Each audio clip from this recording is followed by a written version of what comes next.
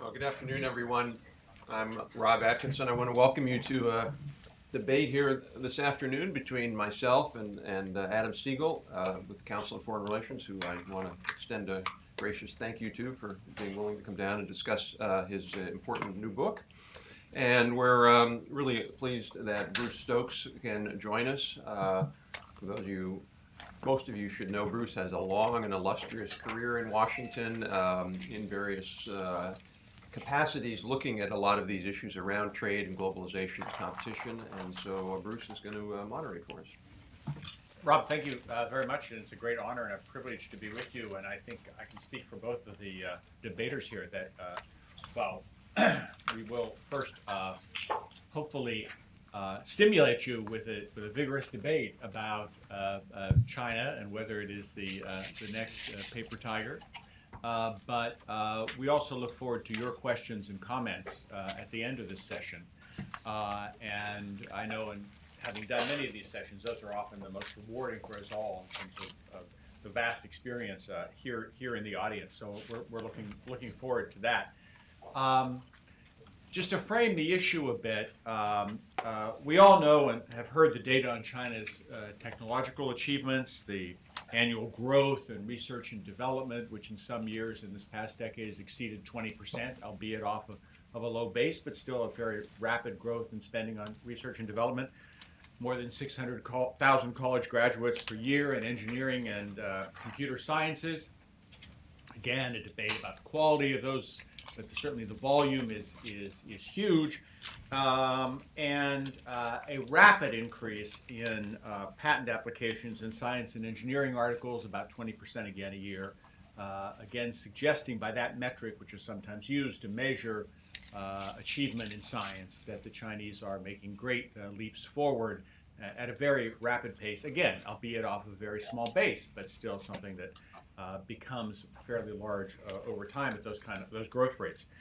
There's a sense of inevitability here that we're going to be overwhelmed by China's emerging technological prowess. In fact, Gary Pisano and Willie Shih, professors at the Harvard Business School,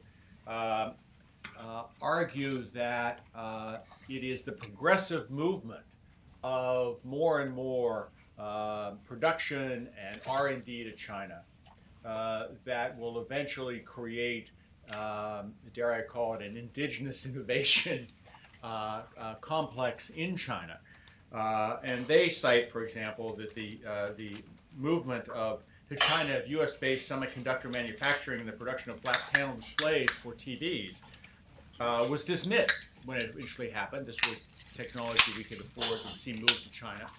But this then led to the Chinese gaining expertise in processing ultra-pure crystalline silicon wafers and applying thin film of silicon to large glass sheets.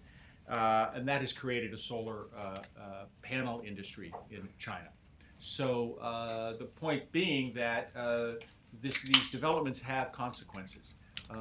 And that I think that we need to both understand that many of the numbers pouring out of China should be taken with huge grains of salt. By the same token, there are consequences to these developments that have a real-world impact on the competitiveness of the United States in the global economy going forward. Of course, we've heard all this before.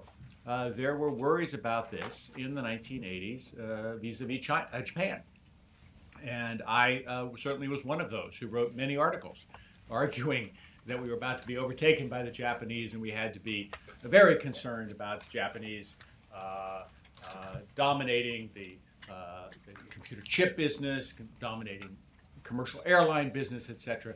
Much of that either didn't happen or didn't happen to the extent people were worried about, or the Japanese were in fact eclipsed by the Koreans or the Chinese or others. So we have to, I think, weigh these various concerns. And we have to decide, I think, in part of our debate here is, are these concerns justified or are they overblown? We have two distinguished experts to debate this topic. Adam Segal, to my left, who is a Senior Fellow at the Council on Foreign Relations and the author of the new book, hold it up here for a little promo, Advantage, How American Innovation Can Overcome the Asian Challenge. available, I know, through Amazon, because that's where I got my copy. And to my right, Rob Atkinson, president of ITIF. We'll start with Adam to lay out the premise, and then we'll have a response from Rob. Adam. Great. First, let me thank Rob and ITIF for inviting me to do this. It's a great opportunity and great admirer of all the work that ITIF and Rob are doing. Basically, Bruce introduced the main reasons why I wrote this book, which is the constant drumbeat of metrics about China's rise and the almost inevitability of it all.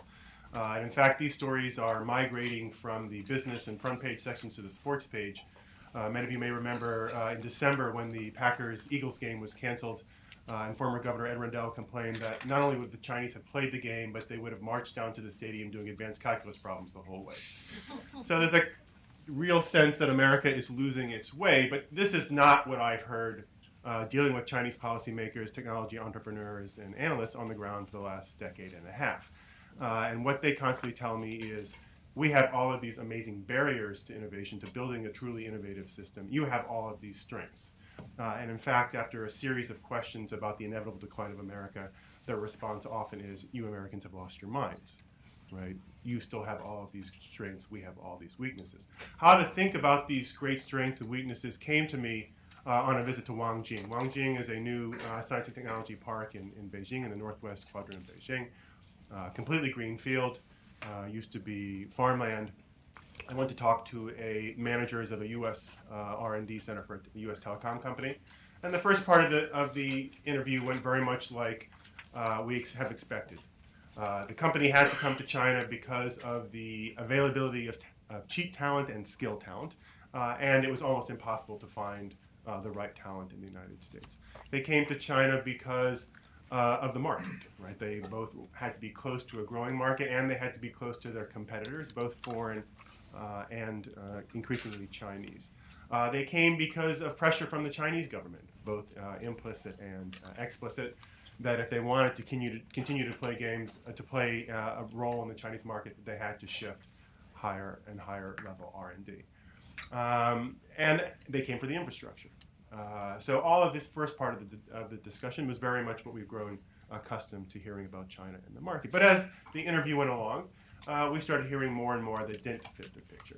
Yes, the engineers were excellent, but it was actually very hard to get them to work collaboratively on projects, right? We have a sense of kind of a cliche of Asian communitarianism, but in fact the Chinese education system is, because it's so focused on individual and rote memorization in the examination system, it's very difficult to get collaborative projects working.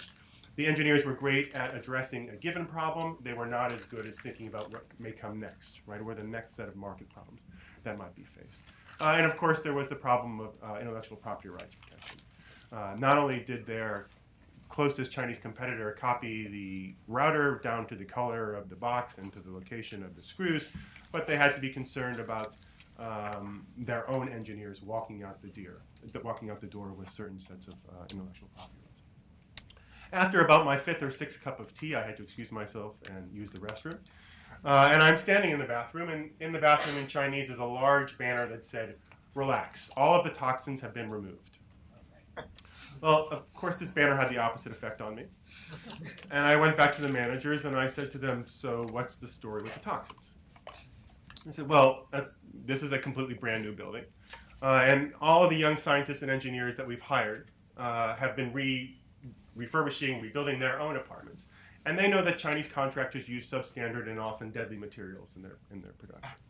So we had to convince them that the building was not poisoning them. We tried to do that by bringing in the Beijing city inspectors. But of course, they know that city inspectors can be bought off and bribed and corrupted. So there was a threatened walkout. And we had to solve this walkout. And the solution that we came up with were desk plants. Right? The idea was that the green leafy plants would begin to filter the toxins out of the air. And once they pointed this out to me, I noticed that everyone had about 4 or 5 desk plants on their desks in this R&D center. And in fact, on every R&D center I went to on this trip, looked like a hothouse. Not because of some design reason, but because of this concern about toxicity and the food. So the desk plant for me became symbolic of what in the book I call the software of innovation. Right? The social, political, and cultural institutions and understandings that help move ideas from the lab to the marketplace. Right? The story that we hear in China, the metrics that we hear in China, are all about what I call the hardware. Right? The easily measurable metrics of the input to an S&T system, a science and technology system, but which, if you put them all together without the software, are much less than the sum of the whole of their parts. Right? It's the software that makes the sum greater than the whole of their parts. And software is much harder to build because it is social, political, and cultural. Right? Those things are harder to build. They take time.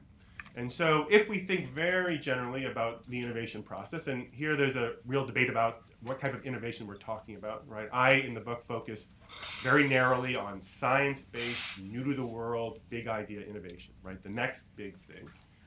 It could be that the story in China is incremental process innovation, and Danny Bresnitz at Georgia Tech has a new book out about that. Let's focus on incremental process innovation. But I'm focused on science-based.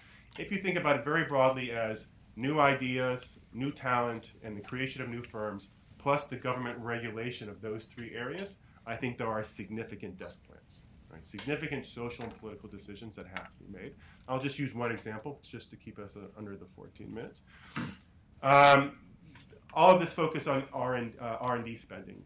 So China has, in fact, ramped up from about 0.5% of GDP on R&D in 1995 to about 1.5 now, for the goal of 1.6 to the goal of 2.5% by 2020. Much of this money has been shifted to government, from government sector to the private sector, which is a positive in the Chinese case. About 60 to 70% now is done in the private sector. But still a great deal of it is happening in government research labs, driven by top-down, state-led science plans. 863 is the most famous, but the 2006 to 2020 mid to long-term plan has 17 or 18 mega science and engineering projects. Here we can turn to the experience of Muming Pu. Muming Pu is a developmental biologist from UC Berkeley. He now has a lab both in Berkeley and in Shanghai at Fudan. He wrote a piece for Nature about the problems that he faced in building this new lab, and he pointed out to the problems of building a new tradition of cultural creativity and individual initiative. And he pointed out three major problems.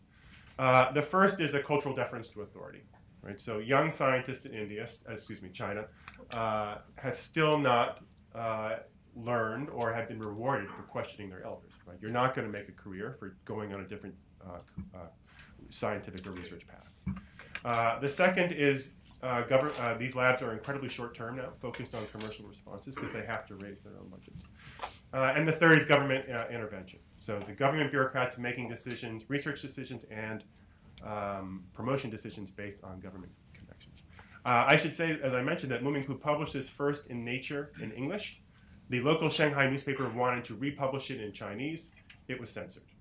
All right, so there's another huge software issue, right? The free flow of information and how you control that. I can go through and give more examples. I won't, just so I remain on time.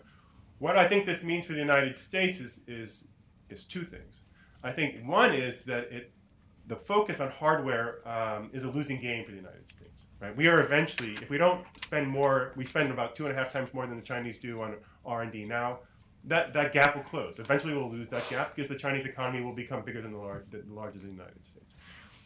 Bruce mentioned that the quality of Chinese scientists and engineers is lower, but eventually that will change, and the numbers will catch up. Right? So, getting in a hardware race, focusing on how many scientists and engineers we have and how much we spend, I think, is the wrong discussion. Yes, we need to increase spending on basic and R&D, but it's not the primary solution.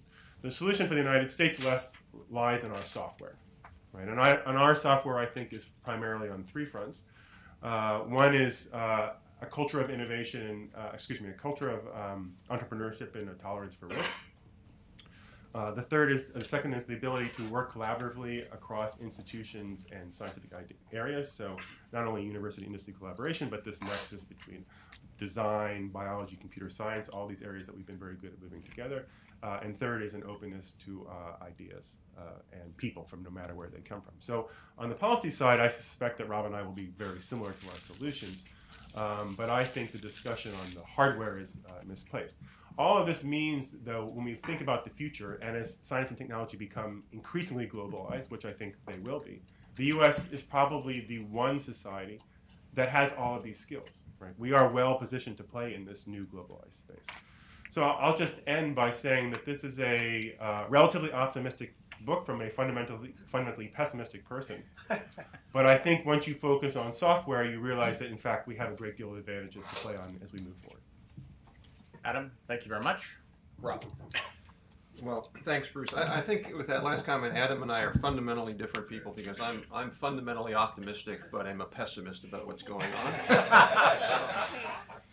on. First, let me say it's hard to be critical of a book that cites two ITIF reports favorably. So you just must have put that in there, knowing that he was going to debate me, and then I would disarm me right off the top. And secondly, this is really, I think, one of the most important economic issues of our time. And I think I give Adam a lot of credit for putting it in a book and opening it up for debate, because we have to debate this issue and get it right.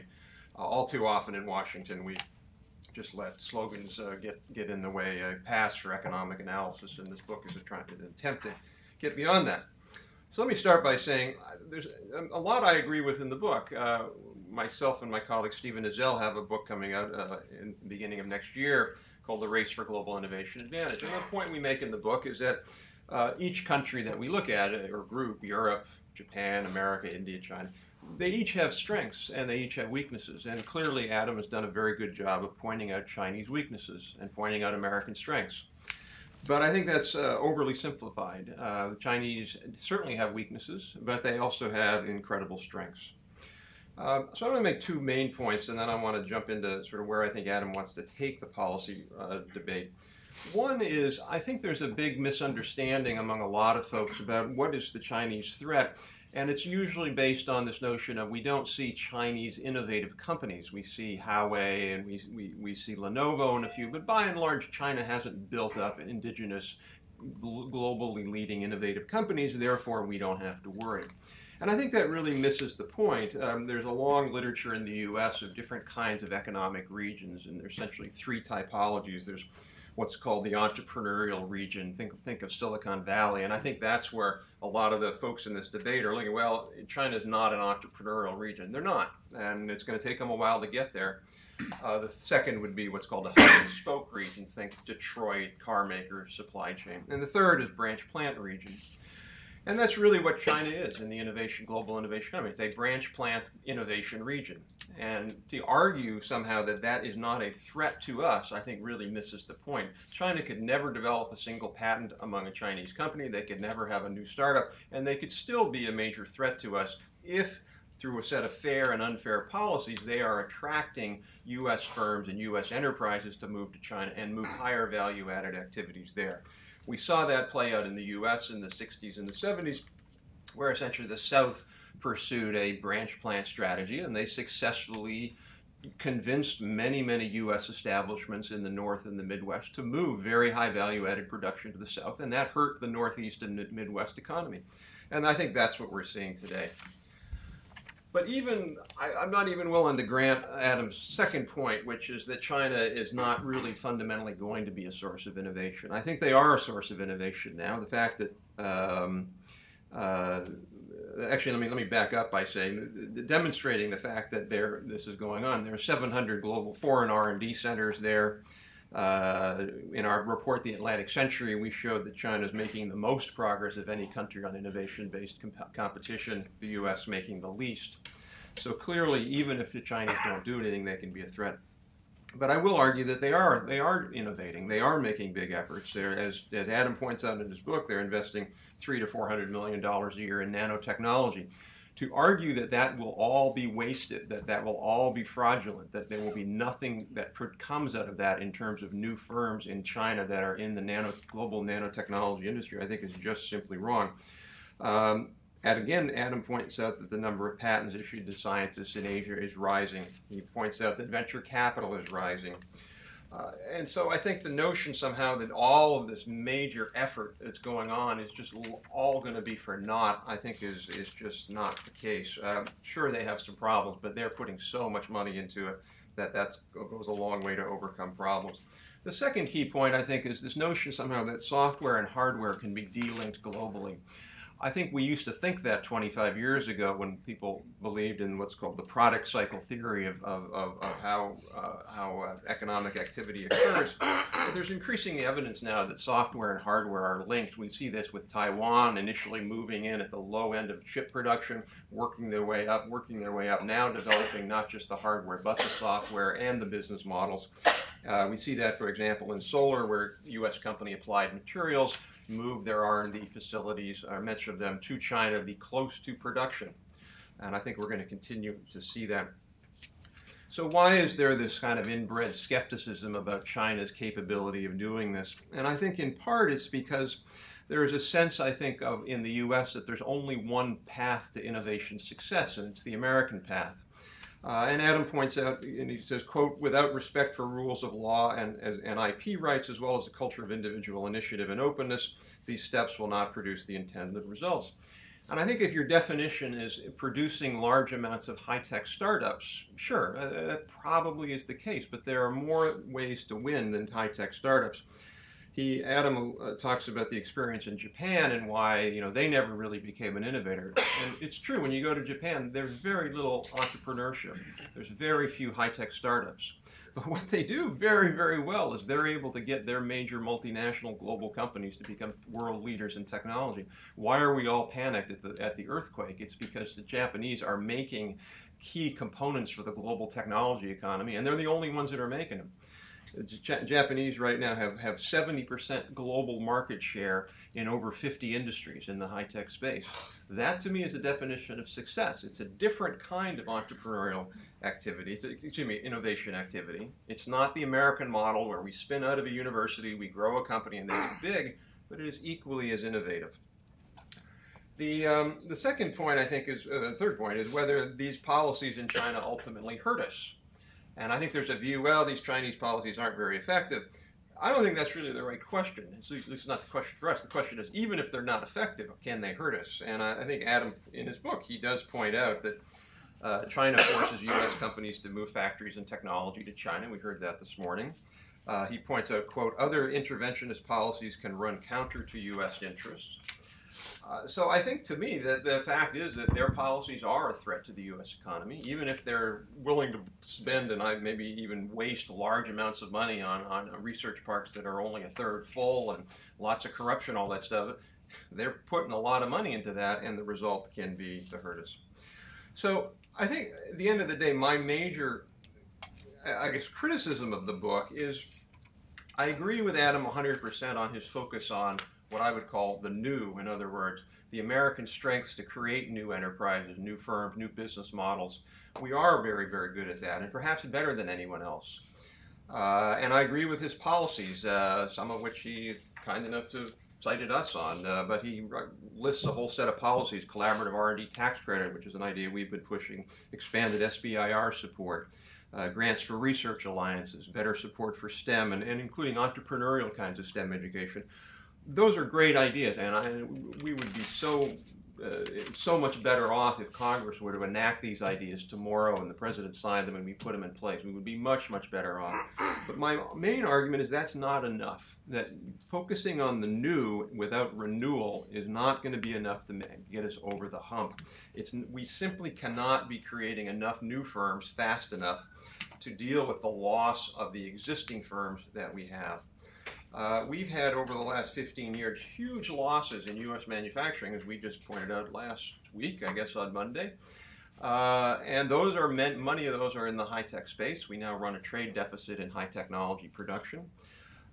So unless we address these issues in China, why would a company want to create a new, IP-based, intellectual property-based startup if they know ultimately that that IP is going to be stolen by China? Why do you want to do that? Why are your venture funders going to be willing to take big risks on an American company if they know that the IP will be stolen by China? Why do we want to start up a company if you know that your OEM customers are going to be moving to China? So you're a small company now selling to a bigger company, and yet that OEM is going to be moving its production to China. Why start? Why do you want to start if once you get big, you're going to move most of your production to China? It reminds me of a story I heard from a venture capitalist at a National Academy Forum I spoke at, and he was bragging about how the U.S. was the world leader in innovation. And the reason was he was saying, look, you don't understand what we're doing here, Rob. We're funding companies. We've got the most innovative and creative people south of Market in San Francisco, and we got a team of 5 people. We're doing our production in China, we're doing our design work out of London, we're doing our marketing out of Singapore, and we're doing our something else, our web design out of India. Isn't that great? Isn't America the most innovative country in the world? Like, it's great for you, it's great for your 5 guys, but where are the millions and millions of good jobs that we need to make America work? You can't build an economy just around that. Over time, or You got a couple more minutes. oh, okay, thank you. So I guess at the end of the day, I think that I really like what Adam has to say about the new, but I think he misses the fact that we do have to focus on renewal. And I think when there's one point I just have to say, he says in there, he isn't going, quote, despite the fact that national exceptions are built into TRIPS agreements, American negotiators have insisted that countries, especially smaller, weaker ones, adopt a patent system resembling that of the United States. And my response is, of course they should adopt a patent system developed similar to the United States, because our patent system protects intellectual property.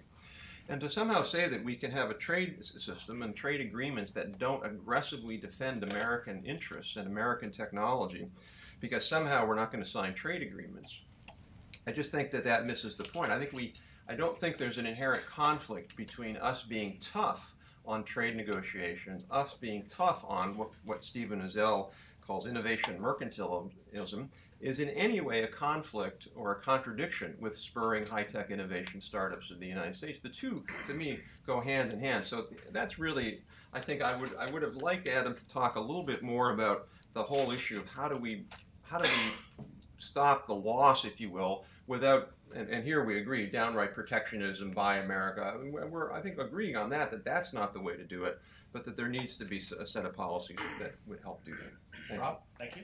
Adam, you have 6 minutes to respond. Thanks very much. Rob, thanks very much for your thoughtful comments. I guess I think the larger meta issue, which is one I think that needs to be discussed in the Q&A more broadly, is, as you said, kind of how do you define success? How do you define national interest? And to be quite honest, it moves around in the book. At one point, I explicitly say, and this is my comments in Q&A usually when I give a book talk, is it is creating American jobs. And so, in fact, that is one of my major focuses, which brings me, I think, to the your first main point, which is drawing a line in which is kind of not a threat to the U.S., which is, part of the problem when you both advertise debates and public books is you have to say threat, not threat, which is not really what the book says. I was, I think, in fact, responding to a specific kind of argument about, well, we've lost manufacturing, we've lost this, we're also going to lose the very highest level of innovation, which I think is not true and is widely accepted is not true. In many ways, the book is focused on that very narrow argument. But in the book, I also argue that's not enough, right? If your concern is job creation and creating a track to a middle-class life for a majority of Americans, that the policies that I've talked about for innovation are not going to be enough, right? There has to be a larger set of things there. In the book, I have a section that's titled something like possible contingencies, but in the talk I always refer to as the cover my ass section, which refers to this link between hardware and software, right? Which I think, people always, the way I could be wrong, right? Why I might be wrong about the trajectory for China, and in India in the book as well, is that as Rob said, that the link between hardware and software is much more intertwined now. The example I thought he was going to go with was returnees, right? People had spent 15 years at Intel and now are going back to China, and we're bringing all these soft skills that I was talking about, right? They know how to structure collaborative projects. They know how to develop relations with local universities. We don't have a good sense of how many people are going back yet. We don't have a good sense of how those people are being absorbed. All those metrics don't really exist. I think the politics still get in the way, right? So in the China case, I think that the politics still really matter, and the regime is becoming more regressive, not less regressive as we move forward. So in fact, I think I'm probably even more right about that. But it doesn't address this larger discussion about manufacturing. I think, and the second part of that is not only one path. I think that's clearly true, right? And I think new energy, alternative energy examples is the best one, right? Because so far the U.S. model of innovation has not bubbled up, has not brought the breakthroughs that we thought it was going to have. The Chinese model, which is in many cases the Japanese model in this case, which is deploying technologies widespread through price and other subsidies, is lowering costs, right? And if that's what your goal is to lower costs, so you can deploy these technologies as quickly as possible and help bring down CO2 emissions in the ground, then yes, this model of innovation is the better model, right? My model is very much grounded in Silicon Valley and new firm creation. And the Japanese, and the Koreans, I think, are going to be extremely competitive in other sectors. But I think this also touches on a point that Bruce made, is that in the Japan debate, the debate was we're going to lose everything, right? We're going to have nothing to compete on. That clearly is not true, right? Even if, as the Chinese develop new competitive areas, which they will, right? There's no doubt about that. If they become the leaders in nanotechnologies, the U.S. can still compete and be fine in biotech, in IT, and other places like that, and in nanotech, all those other sectors. So the sense that we're somehow going to lose every sector, that there's every threat from the Chinese is going to be like a tidal wave, I think, is the one in many cases that is overwhelming. And then the final point I find a bit odd, since most of all my other writing is about what we need to do to push back against indigenous innovation. And the book does talk about that. The quote about the IP is, I thought, a little bit taken out of context, because it has to do about, in many ways, how the U.S. IP system is broken, and also beating up some countries about, especially HIV and AIDS protection. But I have a number of suggestions, I think, on how to push the Chinese back. I think, in fact, we should be pushing harder. I think the problem here is actually not the U.S. government, but U.S. firms won't go along.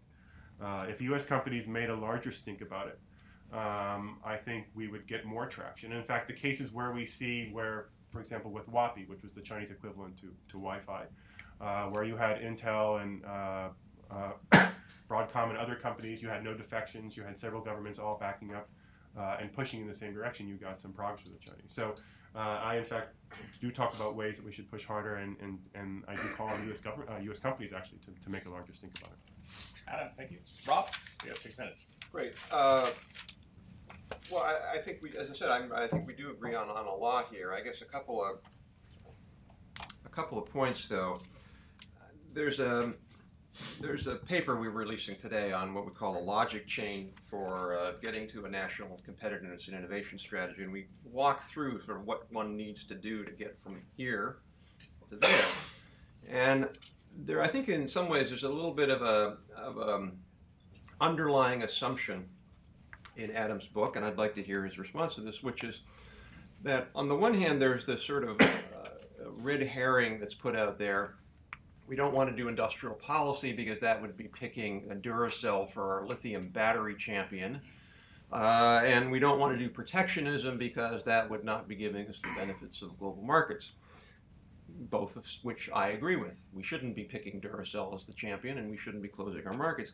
But usually the next step after that is we shouldn't really have an activist innovation and competitiveness strategy that looks at sectors.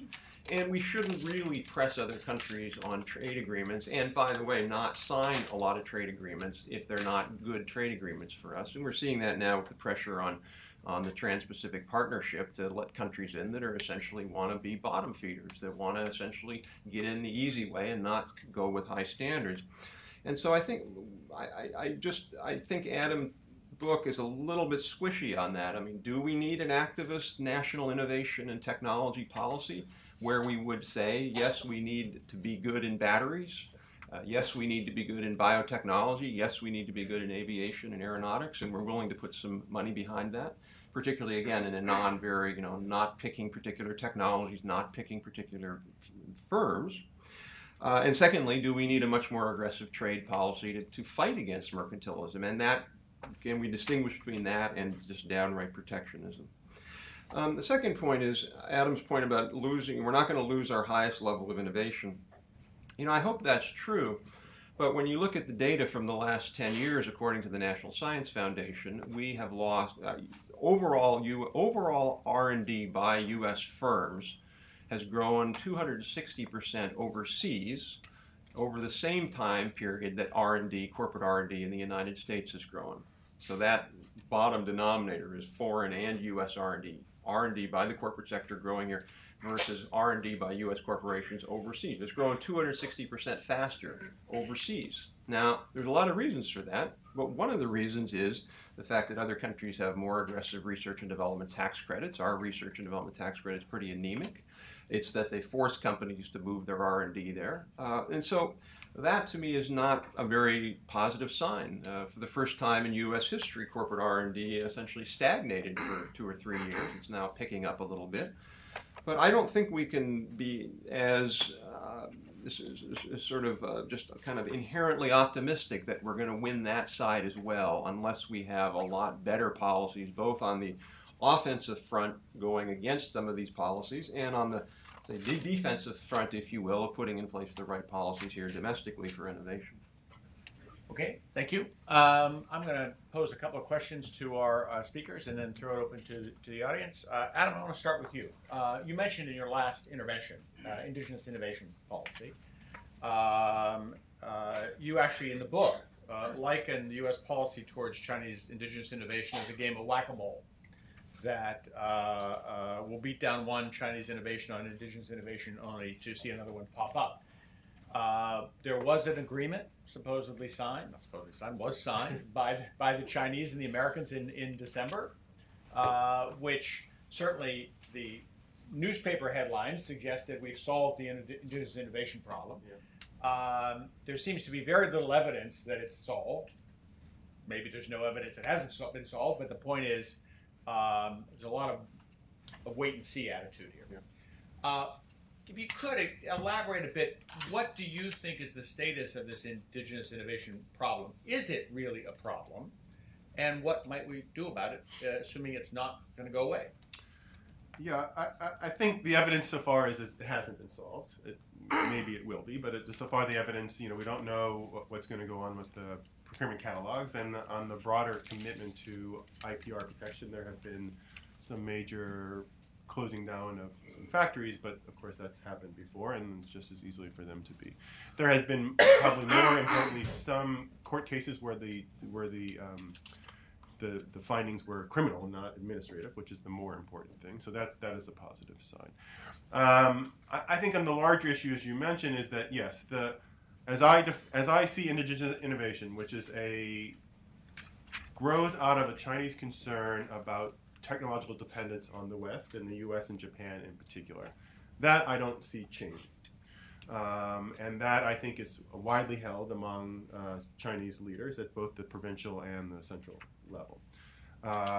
The issue I think for us, which I think is bad for U.S. companies, these policies are bad for U.S. companies and is bad for U.S. trade policy and bad for U.S. national security in many ways. I think the issue is stronger trade policy, but as you mentioned, I think whatever success we get is going to be another one is going to pop up. So I think the only long-term solution is a change within China about approaches to science and technology policy and innovation strategy, which is going to be hard and uneven and slow. There are those in China who think indigenous innovation is a bad idea, right? The procurement policies, the separate standards policies, they see these and they are afraid that Chinese companies will be cut off from global markets. And the Chinese companies themselves, in some cases, have said these standards do not help us. We're already global competitors and they're going to cut us off from these markets. So I think long-term U.S. strategy has to be identifying these people, which is not always easy, and strengthening them in debates within China, which is also not always. Now, when you say cutting off, does that mean that we will develop a technology that we can sell in China and nobody in the U.S. or Europe will buy it, or does that mean it will lead to policies in the U.S. and Europe that will deny access to those markets? I mean, is it consumer-driven or government-driven? I think it's primarily consumer-driven. They look at the Japanese case for cell phones, for example. Right. But I think there is some worry about policy-driven, and that was going to my kind of final point was that one of the ways I think to shift the debate within China would be to have any other company but Huawei try to purchase something in the United States. Because the Huawei case, right, is the one that keeps coming up for a technology company to make an acquisition, and I think there are lots of reasons why Huawei, those acquisitions have been blocked, and most of them are I think, are valid reasons. But if we could find a Chinese company that didn't have all of this baggage, that purchased a U.S. technology company, and there was not a lot of no national security concerns were raised, none of this debate was raised, then I think we could at least in some ways turn to the Chinese and say, this is how these markets are supposed to work, and we're committed to them, and if we don't see this from you, then we're going to block these kind of purchases. Rob, you raised the issue of manufacturing. Adam also talked about it at the end, but you raised the issue of manufacturing, the intimate links that we see between manufacturing and innovation. And I mean, there is certainly a school of thought that as Greg Tazia of the National Institute of Standards and Technology has written, the knowledge underlying emerging technologies requires person-to-person contact among manufacturing industries and between manufacturing and services. In other words, people innovate through doing and then off the doing. Give us a sense, if you could. I mean, Adam, admittedly, is focusing on different kind of macro innovation, but in this bipolar world that we live in, which is more important? I mean, they're obviously both important, but I think we tend to focus in our public policy debates. How much money are we spending on R&D? How much money is going into labs? How many scientists are we? But I think it would be useful for the audience to get a sense of, is that 20% of innovation that happens? Is it 80% of innovation that happens in the labs versus what happens on the shop floor? Well, I would add, by the way, Greg Tassi is here. This reminds me of the movie Annie Hall, where I know Greg Tassi, and I bring Greg up here. So, don't run around from the government. I'm here to help. And you're no Greg Tassi, right? And I am no Greg Tassi. None of us are. Except Greg Tassi. Exactly. I think that the story we told in the 90s was, this was the story during Clinton. It's okay that we're losing textiles. It's okay that we're losing apparel. It's okay that we're losing the bottom end stuff because we're going to move into the high end production stuff. We've lost the high end production stuff, or a lot of it. Well, it's okay because now we're going to move into the intangibles. Now we're going to move into the knowledge part of it, the R&D, the marketing, da-da-da. And I think eventually we will figure out that there is a chain here that you just can't separate the two. And when you look at the fact that we've lost 6 million manufacturing jobs, and they have the highest employment multiplier of any sector, and they pay 9% more than the average wage of the U.S. economy, I just don't see how we can think about building a sustainable, robust economy without rebounding manufacturing. Now, obviously, I don't think we're going to bring back a lot of t-shirt factories and low-end commodity production that doesn't require a lot of skills or a lot of technology. Okay, that's fine. But we are able, I think, to grow our more technology-based economic manufacturing, autos, pharmaceuticals, aviation, instrumentation, clean energy, all of that. And so I think fundamentally, if you don't do that, we just can't create a real economy.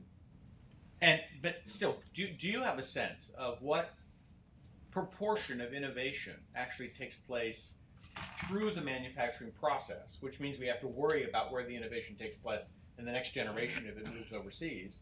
And to what extent is innovation, the most important innovation, still in the labs? There have been studies on this, which I'm blanking on what they are. I mean, Greg, you may know this. But it's the notion partly of incremental innovation versus breakthrough innovation. And breakthrough innovation tends to occur in the labs. And incremental innovation tends to occur through existing production and tweaking it and the tight linkages between engineering and that. And incremental innovation is what, 70–80% of innovation? So Yeah. probably in that order. Now, again, breakthrough innovation is more important. For every dollar of breakthrough innovation, it's worth more than incremental. But still, I would say it's at least 50%. I mean, I even hate to say something like that, but it's something that's an interesting thing for us to review the literature on. But I don't think it's. Now, I've seen as high as 80, but that was also by people who had a self-interest in saying it was 80. So I was just curious. I think we've dominated this conversation sufficiently. I warn you, if you don't have good questions, I'm going to become a questioner again. So I think we need some vigorous questions from the audience here. Yeah. I'm Lipman from the Science, Technology, and Policy Institute. This is deja vu all over again. People mention Japan and Korea and whatever. And the fact is, Japan turned out not to be as big a threat in some ways as people said it was, but we also did something about it. We did very active policies and programs, ranging from trade policies to technology policy, very, very substantial efforts. And we organized with industry, American industry, to do that. You also have to remember that was a time when we owned a lot more and had a lot more capabilities to do that.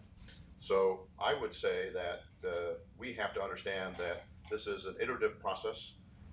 One country emulating another, the Koreans emulating the Japanese, using their indigenous capabilities that are different.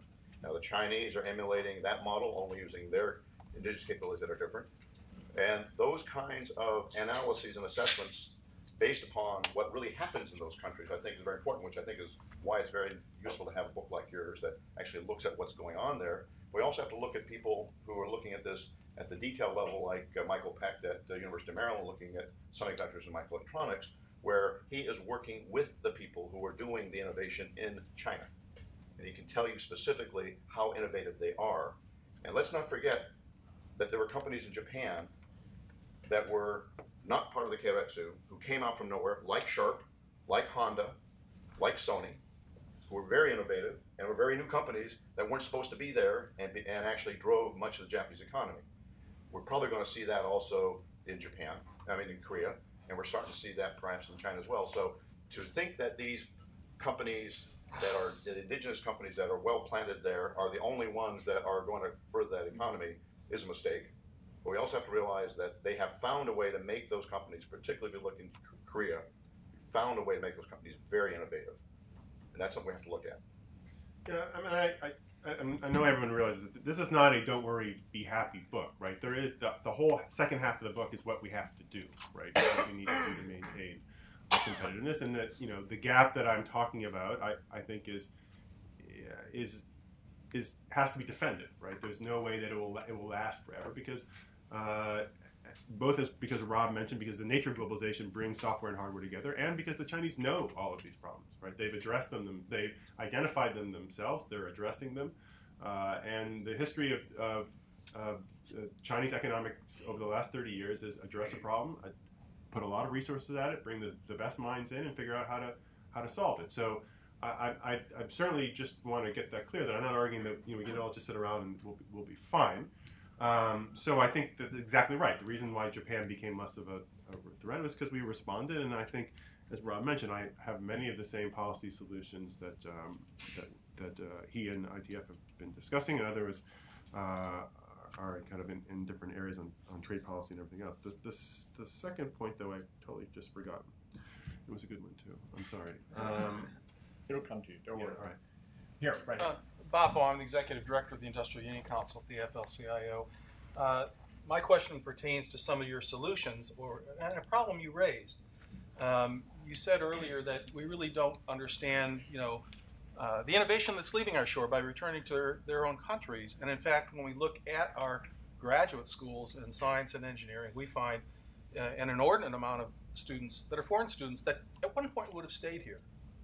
And that seems to be shifting very much. And part of it is, and part of the lack of American students going into these programs is, what do you do? What's your opportunities out there? And I'm back to Rob's point. If the hardware is not there, if the opportunity isn't there to practice your craft, to practice your innovation, young people aren't stupid and they aren't going into that. And that is a big challenge, that if we want to maintain this gap, you actually got to have people have the ability to practice what they learn. And the amount of offshoring that has gone on and the R&D that follows that speaks to towards the draining away of that technical capacity that the nation needs to bring more people in and produce more innovation. Yeah. Well, on the first point, the returnees numbers we don't have yet, right? The Kaufman report came out this week, right? And they themselves say we don't actually know how many people are going back, and the responses are based on 150 people they found on LinkedIn. So while I think it's interesting and suggestive research, it's far from being persuasive, I think, yet. And I think that if you look at the people that are still coming, right, we are still getting the best of the best. That, I think, has not really changed. We can screw it up lots of different ways, and as economic opportunity shifts, that will begin to shift, but I still think the numbers are still there. On the second point, you're exactly right? And I think part of the solution, though, has been this overwhelming focus on how many scientists and engineers we have, right? You mentioned how many Americans are doing this. But I think that's the wrong message, right? We should have more scientists and engineers, right? Because the problem, as you said, is incentives, right? People know if you graduate with a degree in most of these fields, there's not a job for you, right? Despite what all the companies are saying, the salaries, except for in a few very narrow ranges, have been flat for 20 years and declining in others. The point, I think, is to be both to address those incentives, but also to address scientific and engineering education, right? All this focus on how many PhDs we have. Well, people don't become PhDs because they don't want to give up all of this income, and they don't want to trade their 20s, which I did, for a PhD, which is, looking back on it, I'm not sure I'd make that switch again. But that's why things like professional science degrees, how do you get people to, you get, a third of college freshmen say they're interested in science, math, and engineering, but they don't stay in, right? Because either the teaching or because they're afraid about their GPAs, right? Because they want to go on for an MBA or a JD. How do you make sure that those people stay in science and math and engineering? We know how to do it, right? Harvey Mudd does it, MIT does it, Georgia Tech does it. Smallest classes drawn on problem solving, collaborative work, all these things work. So you need to scale those things. And then I think you get people who are interested in entrepreneurship, they're interested in environmental policies, they just don't want to be scientists. Right? So you get those people through the system. I'll make one quick response to that. We issued a report last November on STEM education reform, and we had a whole chapter on STEM and entrepreneurship, which we think is a truly undervalued area, and we could drive STEM and entrepreneurship linkages in a much more significant way. The place that's doing that better than any place in the world is Olin College up in Massachusetts, who has 3 times more entrepreneurial startups than MIT on a per student basis. I mean, it is maybe twice as many. It's a phenomenal place. So we need to replicate that. But just one quick point. Adam, I know what you're saying on STEM salaries, and there's a number of sort of conventional economic studies which argue that STEM salaries, the fact they haven't gone up all that much in inflation-adjusted terms, suggests that there's not a shortage. And we actually take significant difference with that point. The reason is because those salaries are set in global marketplaces. They're not the same as salaries for doctors and lawyers where there's no real competition. So I think to argue that the salary issue tells us we don't have a shortage, I think is not really true. I think there is a shortage. But the more important point, I would argue, is that there's an interaction between the amount of STEM engineers, STEM graduates we have, and the demand. And if we don't have enough, the demand isn't there. If we don't have enough demand, the supply isn't there. And so that's why we have to, in our view, have to have a national innovation strategy that's focusing on both demand and supply issues at the same time. If we just focus on one, we're not going to be able to solve it.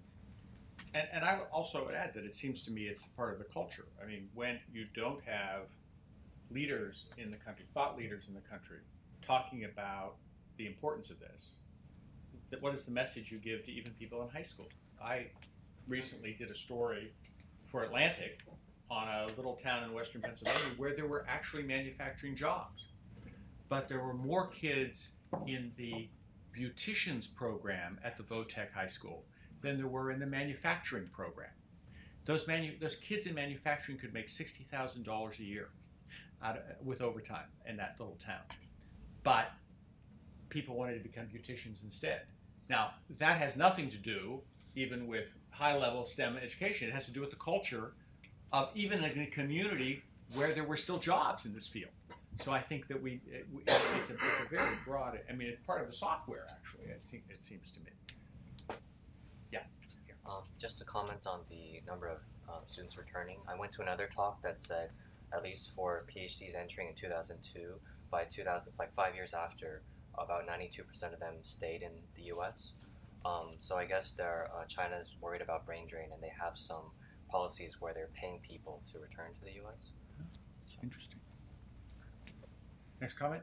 Right here. Great. Well, several. One on the STEM education and the implications of the trend in real wages and salaries.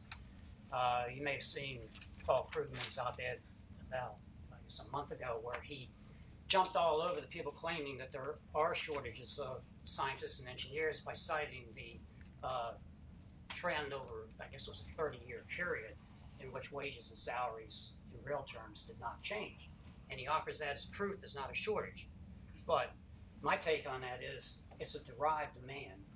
And if you spend more on R&D, you create a demand in that labor market. The price of labor goes up. And in fact, he was forced to admit that in the life sciences, the inflation-adjusted real wages had doubled over that same period of time. So there's so many examples these days of, I don't want to say people parachuting into the very complex innovation arena, but it happens, and you get these sort of misstatements that are not doing policy any favor. And I want to make a comment on the hardware and software distinction. Whereas that's probably been true in the past, today it's getting more and more difficult to separate the two. So I resist talking about manufacturing as if it's physical items being produced. It's difficult to find a smart sensor today that doesn't have a lot of software embedded right in it. So the manufacturing enterprise of the future is going to have software and hardware, if you want to still call the two, as separate entities at the focus of the R&D. And then the last point, which probably I think the most important given the discussion here, is that I regard China, and I think this is an accurate statement, as an emerging economy. So you do not expect an emerging economy to have the whole spectrum of infrastructure that takes a long time to accumulate and integrate into the national innovation system. So, and I don't regard China as being any different than any of the other Asian economies in terms of their evolutionary path. They all started by entering high-tech supply chains at one tier, and then they focused mainly on manufacturing because the amount of labor there is greater, and they had a cost advantage in doing that. But they had to enter in the middle of the life cycle because there the designs had become more stable. Price competition was more on price. And if you look at Japan in the 80s, you look at Taiwan and Korea in the 90s and into the last decade, they've all done the same thing. They enter these supply chains at a particular tier with manufacturing, they acquire R&D capability, and now they're integrating backward and forward in those supply chains, capturing the synergies that you mentioned. And their national strategies are built around the supply chain, not individual industries. So, I mean, this is sort of a conceptual model that we really need to grab a hold of here and make it the centerpiece of what we're doing. Comments or go to the next here? Yeah, just to follow that point, this morning when we looked in the paper, we discovered that there is a shortage of critical medicines, and it's attributable in part to supply chain breakdowns in India, to regulation by the FDA that's perhaps too rigorous, perhaps. Certainly pharmaceuticals, biotech, that's supposed to be our innovation strength. How do you see that? Does this fit into your sense that our innovation policy is failing somewhere? Well, when you look at the areas in the innovation sector, if you will, sort of the manufacturing / software information sectors, life sciences is an area where the U.S. strength has been able to be maintained by and large. Our global market share has not gone down. It's actually interesting. It's the Japanese that have lost most of their market share, that have had the biggest decline in market share in the life sciences industry. Europe's been stable.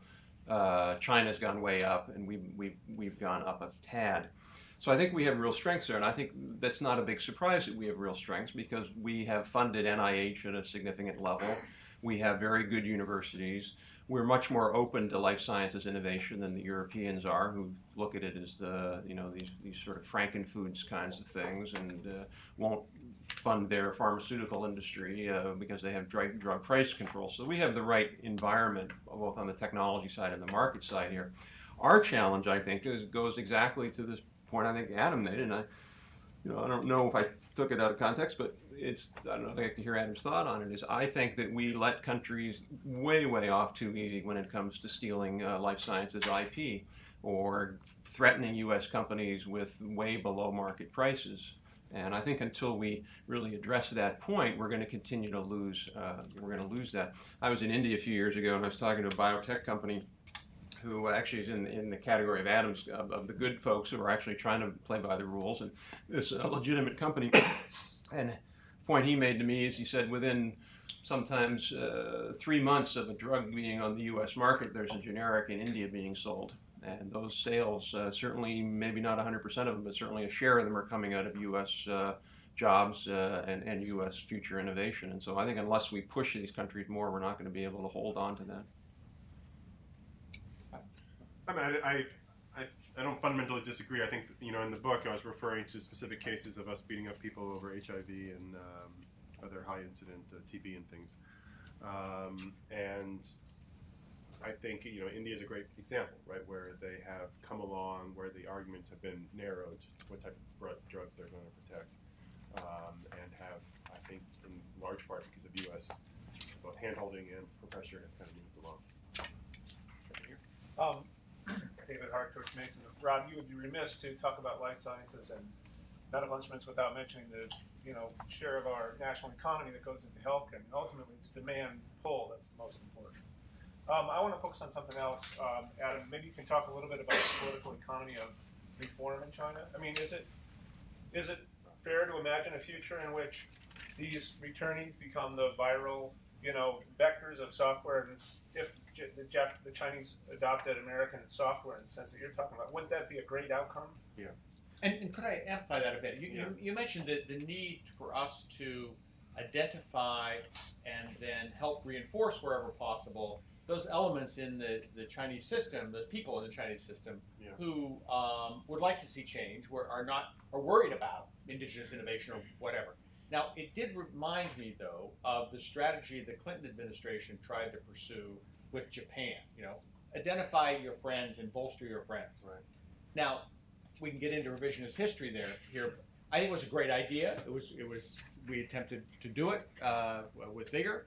I'm not sure that it ended up solving our Japan problem for us. I mean, there were other things that dealt with Japan in that way. I mean, how hopeful should we be about our ability to identify and then reinforce these people? Actually, that was the other point I was going to make to this gentleman's question, which is about, because he mentioned these new firms that came out of nowhere, right, that we didn't see. And that, my first book actually was a look at how you try to create the environments in 4 cities in China and create these small firms that, and how do you basically help them grow? What was the government doing? I'm actually fairly pessimistic given the last 2 years in China that not only the focus on indigenous innovation, but this discussion about state champions and strategic industries. And as I read the 12th five-year plan, although there is a lot of rhetoric about domestic demand and consumption and shifting from this export-led growth, there is still a lot of discussion about export-led growth and state champions and all these other things. And if we think about the internal debate about reform in China, my sense is that there's reformers, and then there's a group of people who say, well, we can kind of just grow our way out of the problem, kind of continue focusing on state-led growth and have domestic demand. I think those people have won, that they have basically said, well, we can just do both. And so on the political economy side, I'm fairly skeptical that there's any dramatic change coming through. And so the small people that are coming back are existing in kind of little pockets and islands. I don't think there hasn't been the big case yet where the small company grows, either gets bought or goes an IPO and becomes huge. There's Baidu and the other ones, but those are really, they're C2C, they're copy to China, they're not massive innovations or breakthroughs. There's been no product company that's gone the full scale and done that yet. And right now, I don't see them. I don't see them on the ground. But somebody put it in one of my book talks, which was, could it be possible that anyone who's truly innovative was too busy to talk with you? Which is, I guess, possible. I guess, possible, right? Anyone who's really working on something probably wouldn't be meeting with me. But I haven't seen them, and everyone I spoke to on the ground in China, the VCs are not funding these kind of companies, right? The VCs are funding web copies and hotels and other things with very fast turnover. And people that are doing products, quite honestly, are going to the government for funding, right? Because they can't get funding elsewhere. They can't get funding from the banks. And the government is then channeling them towards copying and reverse engineering. So right now, I'm not particularly optimistic. Can I just make a quick? I agree with Adam on that point. I mean, if you look at what Japan has done over the last 20 years, there was a period where Japanese productivity was gaining more rapidly than U.S. productivity, and in the last 10 years, it's gone the other way. U.S. productivity has outpaced Japanese productivity. And the answer is pretty clear. It's that economies are made up of two components. They're made up of a component of domestic production and export or traded production. The Japanese are sort of myopically focused on their traded sector, and they ignore and or protect their domestic non-traded sectors from real competition and real innovation. And so their healthcare supply industry, their farming industry, their retail trade industry, a whole set of industries in Japan that have abysmal productivity compared to the U.S. And I think one of the reasons this debate is so hard for some pundits who have a hard time walking, and Adam, by the way, you are not in this category, just to make that clear, who have a hard time walking and chewing gum at the same time, is well, how can the U.S. have any problems? Our productivity rate is high. And I think that misses really the fundamental point. The U.S. has very good productivity because our domestic sectors, our banking sector, our insurance sector, our hotel sector, our retail sector, are very innovative. Walmart's an innovative company. You might not like their labor practices, but they are a very innovative company. The Japanese model, the Korean model, the Singapore model, the Taiwanese model, the China model is all based upon growth through export and moving up the value chain. And ultimately that can get you something, but at the end of the day it really is a cul-de-sac that will stall them out. Now the only problem with that is it will stall them out by doing damage to us. And I think the single most important thing Asian countries could do is to say, you know what, for us to grow we have to drive innovation and productivity through all of our sectors. So you go to China, for example, and you look at their retail trade sector or their banking sector or any of these sectors, their productivity rates are below 10% compared to the U.S. I mean, they're abysmally inefficient. They don't use technology. They overman. They protect them from real competition. And I think that's a big way we need to be pushing the Asian countries to say, you know what, it's time for you guys to step up to the plate and drive innovation and productivity throughout your overall economy. Just stop looking and trying to get the next Intel chip factory. Yeah, sorry, Bruce, I didn't answer your last question, Bruce, which is about how optimistic I would be. Not optimistic, basically. I mean, it's hard to, have been writing about U.S. influence on Chinese policy over the last 2 decades and have a great deal of optimism about being able to push the Chinese to do something that they haven't convinced themselves they need to do yet. And that's why, the goals are fairly muted here, right? We're trying to influence this debate in any way that we can. In some ways, is to not make it worse, right? Not to give them examples of where we are not walking the talk, practicing what we're preaching. But no, this is unless the Chinese themselves come to the realization or believe that these policies are going to lead them further down the cul-de-sac, as Rob said, then I don't see how we really have a great deal of leverage or influence. Okay, right here. Matt Heyman, I work for U.S. Pharmacopoeia. That's a nonprofit that does food and drug quality standards. I find it interesting that the word quality is missing from today's conversation so far. And I know that, of course, a lot of the concern over the Japanese earlier on, the Chinese, is quality, and that drove a quality movement in the U.S. if we go back to the late 80s. But I haven't heard it today. But clearly there's a quality issue in China in terms of products, and there was a reference to pharmaceuticals and the supply chain. We hear about food adulteration and contamination. I thought I'd just add in that the government regulators there, which are generally seen as being repressive and difficult to deal with, are investing a huge amount in innovative facilities. They've got state-of-the-art laboratories throughout the country now in pharmaceuticals and drugs, far more than the U.S. does. Okay, back here in the back. Ma'am? Oh, Yeah. I wanted each of you to comment on what's the most innovative thinking currently as to how to better enforce intellectual property protections worldwide.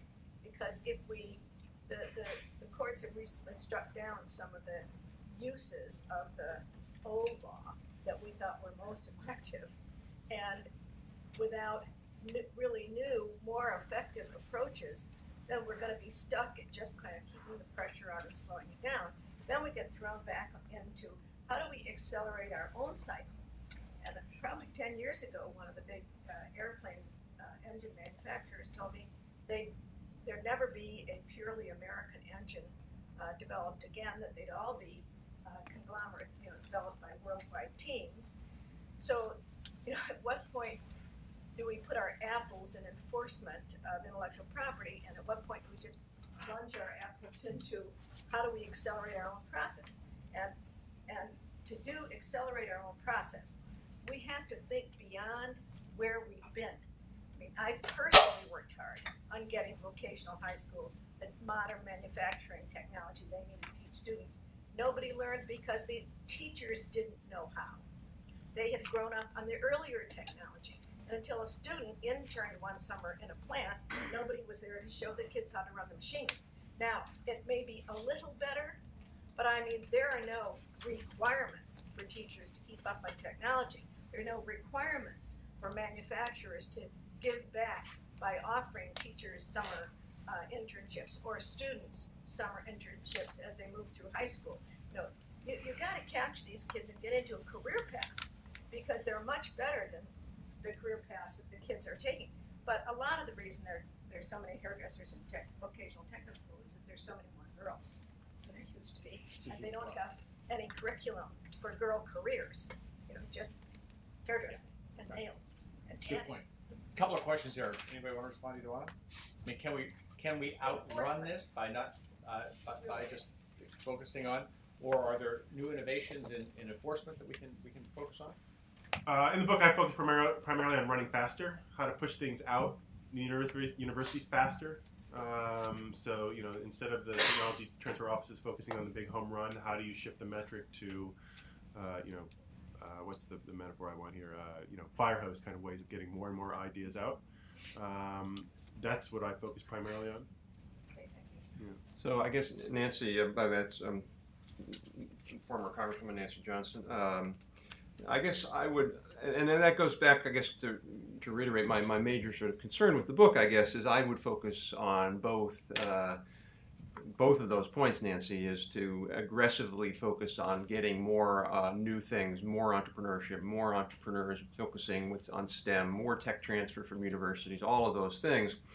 But I also think we can't just do that. We've got to also focus more on, if you will, enabling the existing part of our technology base to thrive. That's why, for example, things like the Manufacturing Extension Partnership Program should be expanded. I know, Nancy, you were a big supporter of that when you were in Congress.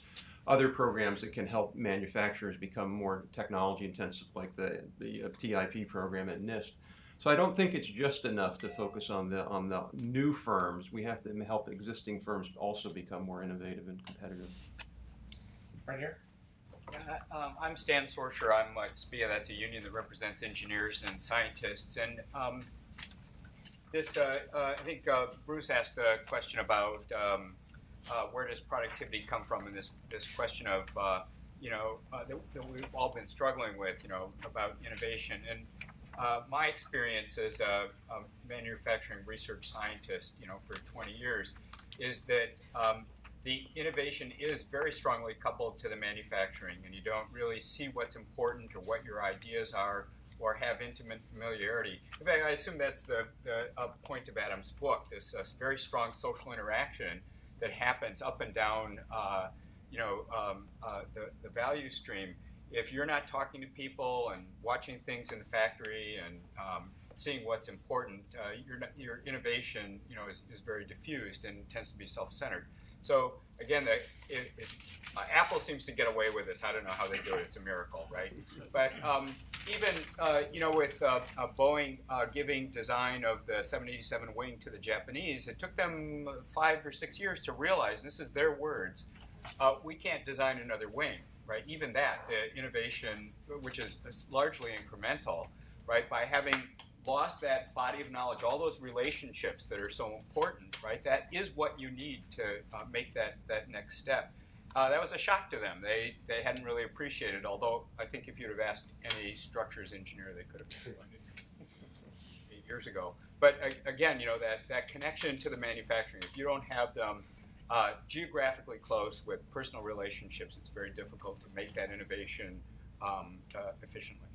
Adam, let me sharpen that for a minute. Yeah. You argue, though, that there are cultural issues within the Chinese society that may make some of the fears that you were talking about that I've raised they may not apply. In other words, I would say, thinking for myself, that the fear was that the innovation takes place on the shop floor in China because the manufacturing has moved to China, and then two guys or two women or whoever working on the shop floor say, we can make this better than our boss. We'll go off and start our own company, and so the innovation and the entrepreneurship takes place in China.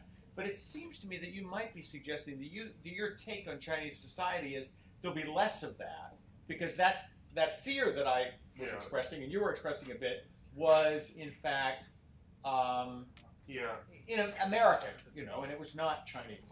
Yeah, I'm always, even though I am a political scientist who was trained by a culturalist, I'm always hesitant to rely on cultural explanations. I think primarily it's incentives now. I think you can see it very clearly what happened with the motorcycle sector, right? The Chinese reverse engineered Japanese motorcycle did a pretty good job at breaking it down into components, outcompeted the Japanese on price. Quality was good enough. What happened next was 40 firms ran into that space and then basically sucked all the value out of the market. Right? So everyone was then competing on price.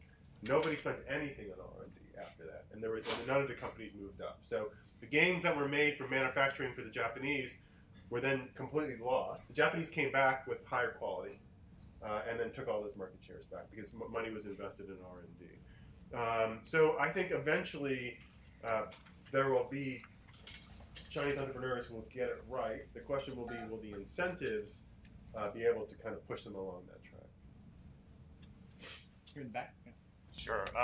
My name's Ed Gilliland. I've done some economic development consulting in China, and one of the Chinese biggest frustrations is that they don't own the brand, and particularly in marketing to the United States. And much of the profit in the supply chain is made in the, as we know, in the marketing and not in the manufacturing. So, as a result, they're looking more at foreign direct investment. So they're looking at doing foreign direct investment not only in, say, Africa, where they've been very active, but even in Europe and the United States. So if you play this out over the long run, then this does sort of follow the Japanese model. They begin to invest more in this country as they go up the technology and innovation, and eventually we will be learning and getting innovation from China, and they will be creating jobs here. So would not that be a likely scenario that that eventually spills out of all this? I do. I think Lenovo is a great example of that, right? Lenovo had no brand internationally, and so buying IBM PCs was the solution to that short term. Of course, they picked the wrong sector, right? Because PCs didn't seem to be. They had problems managing the acquisition. They had cultural issues. But I think that is the longer term. That will be the path they go down. But it took Samsung 30 years and tens of millions, if not hundreds of millions of dollars to develop a brand. And so we're just at the beginning stages for China. And that's why I was pointing to this example of somebody other than Huawei, right? Or ZTE for that matter. Somebody who can come along and start on that trail. But I think we have to differentiate between FDI that's about buying a U.S. firm and FDI that's about putting real assets in the ground in America. The Japanese, to their credit, at least they've built auto factories and some steel factories and plastics and things like that. They actually build things here and create jobs here.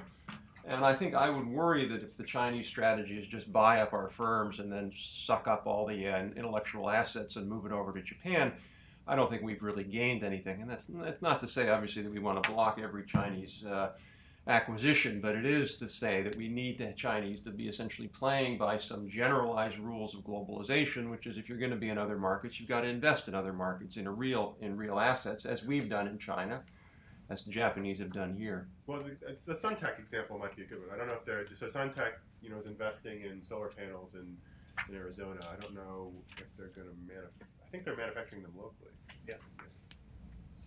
I think aren't they assembling them locally? Assembling. Assembly. I think they're assembling them, which is different. I mean, you sort of have to assemble them locally, but. And this does get into the issues that we said we wanted to avoid, but I think I would argue are unavoidable. Is what is an acceptable level of Buy American? What is an acceptable level of government pressure to produce more in the United States of what we consume? And that opens up a whole debate about protectionism, but it does seem to me those old definitions, very kind of strong definitions that emerged in the post-war period, have to be rethought. Now that's a personal view. You may disagree with that, but it does seem to me it's not possible to say, well, we want the Chinese to do more job-creating foreign investment in the United States, without acknowledging that one of the ways we got the Japanese to do that was we said, you're not going to be able to sell any more cars in the United States. So, and now it helped that, in fact, the wage rates in Japan for auto workers were higher than they were in the southern part of the United States. So, I mean, this is not an advantage the Chinese are going to have. But it does seem to me that we have to have a more fulsome debate as part of this debate about industrial policy or competitiveness policy, whatever you want to call it, is how do you use the trading system to nudge these things in the direction you want them to go? And I would argue, echo the point here, we haven't even begun that discussion. Unlike the 1990s and 1980s, when we at least were having a discussion, whether we succeeded or not is a different story in the 1980s, but we certainly had a fulsome debate about it. Where's the Young Commission when you need it? We're not allowed to have that discussion because you get taken to the high priest for your whipping. If you no, absolutely. Because if you do that, you're a French socialist. Yeah, exactly. You're one step away from total closing our market and becoming an autocratic country, autocratic country.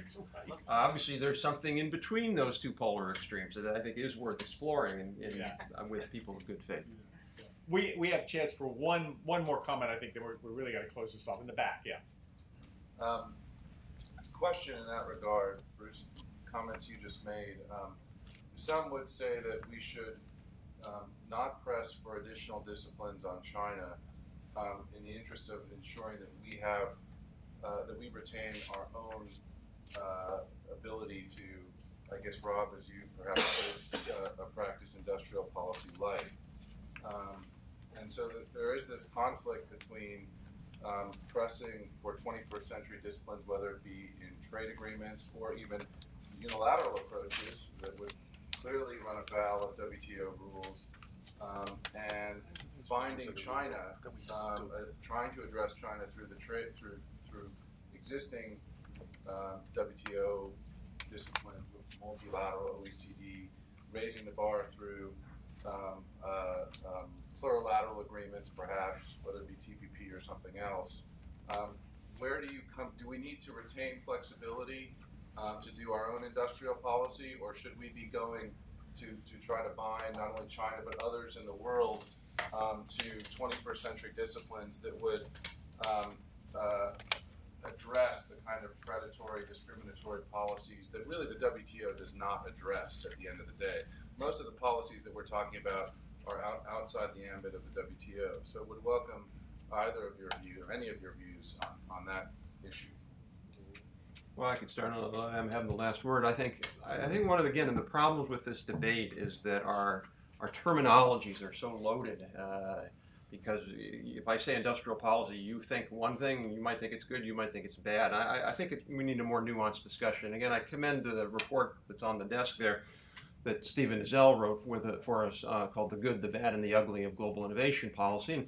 And there we articulate between innovation policies that are activists, that are trying to move a country up the value chain, but are doing it largely in a good win-win way, versus other policies that are much more mercantilist and discriminatory and really violate the spirit of the WTO. And I think, in our view, we need to be much more aggressive on those good policies. A much better R&D tax credit, much more funding of NIST technology programs, these kinds of things. The real question, I think, gets to what do we do if that's not enough, which I believe it won't be enough. And I think there's two paths that one has to go down. And I would go down the first path very aggressively for at least 2 or 3 years and then see what happens. And that's the get a group of like-minded folks from around the world. The Europeans would be my first choice, and see if they are willing to step up to the plate to fight Asian mercantilism. And perhaps even the Japanese might join in this, but certainly there are a bunch of countries that could join together and say, you know, enough is enough. If we're going to have a global trading system that has legitimacy and works, you guys got to tone it down here in China and in Brazil and India and places like that, and Russia. If that doesn't work, I think at the end of the day you got to back it up with something. And I guess I'd go for step one being, let's see if it works, but have a speak softly but carry a big stick. We have to have some kind of big stick at the end of the day, which we hope we don't have to use. Yeah, I mean, as I hear Rob, and I think I agree, is that the breakdown between industrial policy or industrial policy light, or the framing of it, and then the trade agenda aren't that great, depending upon how you frame industrial policy light, right? You know, as Rob said, and the things I talk about in the book, you know, NIST funding, collaborative work, all these things I think are very easy to say that they're WTO compliant. I don't think there's a huge gap between that. And then I'll just agree on the second point as well, and I think, you know, I've argued with Liz Economy at the Council on a whole range of issues. You know, when it comes to pushing China bilaterally is just increasingly not very useful on almost every set of issues we want to deal with China. It's just, for whatever reasons, it's not working. And then the multilateral approach is much more useful, especially when you can get people not only like the Europeans involved, but the Brazilians and the Indians and other aspirants to the claim of, you know, third world leadership. I think Japan actually is very likely to follow through on many of these things. I'm now working on cybersecurity. Every interview I now have in Japan, they give me about this much cybersecurity, and the rest of the times they want to talk about indigenous innovation and what the U.S. and Japan can do together to push China on indigenous innovation. So I think, as Rob said, that there's a coalition to be built of companies and countries that have a focus on a global, open digital infrastructure. I'd like to, if I could comment on that point, because I think honestly this is the key question in trade policy going forward, and it is in the TPP right now. And the question is, do we want to tie our hands by having high standards for subsidies, in other words, high controls on subsidies and disciplines on subsidies? It's a conundrum, because if we believe that we can achieve those, including getting China to go along, then that would probably seem to be the approach that should work. There's another school of thought that says we'll never get that, and as a result we shouldn't tie our hands, and in fact we should more actively be willing to subsidize ourselves. The problem with that approach is, I think it's reasonable to argue, given the debate in the United States, is we'll never accomplish that either.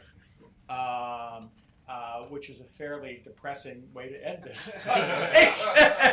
And I apologize for that. Throw in the fact that we got Obama. I was going to say, Adam and I were joking before we began that we've solved the problem of whether China was a paper tiger. Our technology helped us get Osama. It wasn't Chinese technology. End of case. We've demonstrated the superiority of American technology. Okay, thank you all very much. I think it was a very good discussion and very good.